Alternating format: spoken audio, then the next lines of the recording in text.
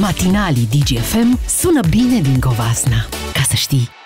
Datat din secolul XV, prima amintire scrisă este numai din secolul XVI, dar înainte era o fortificație. Deși bisericile sunt fortificate și în partea săsată și aici la noi, pentru că era o primejdie constantă din partea turcilor tătarilor care invadeau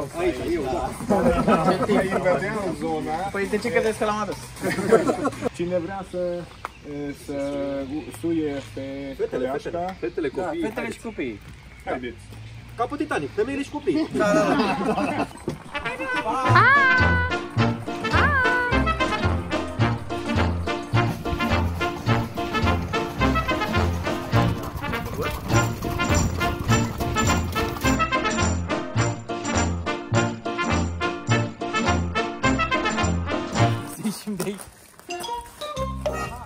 A trebuit să ajungem în Covasna ca să mergi pe bicicletă, clar.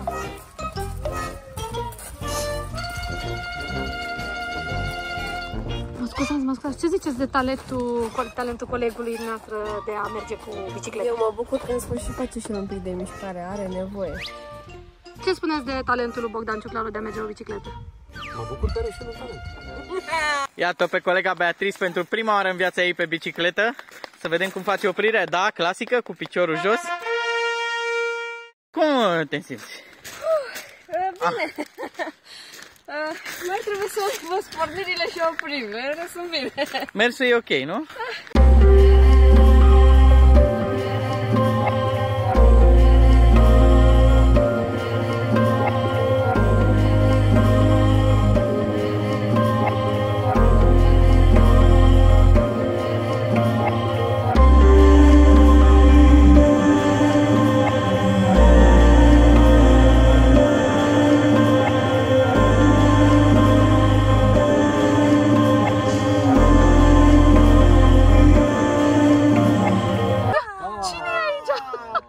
Aventurile voastre din fiecare dimineață, oamenii le pot urmări pe site, la radio, cum facem? Și bineînțeles, în ordinea numerelor de pe tricou. De la 6:30 suntem live pe radio. Până la ora 10. da, iar după ora 10 suntem pe Instagram, Facebook și oriunde vreți să ne mai găsiți online. Dar ce conturi avem noi? Beatrice?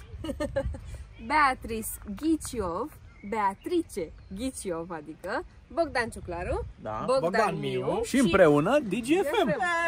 Ce frumos! Intrați acolo și ne vedeți. Matinalii DGFM sună bine din Covasna.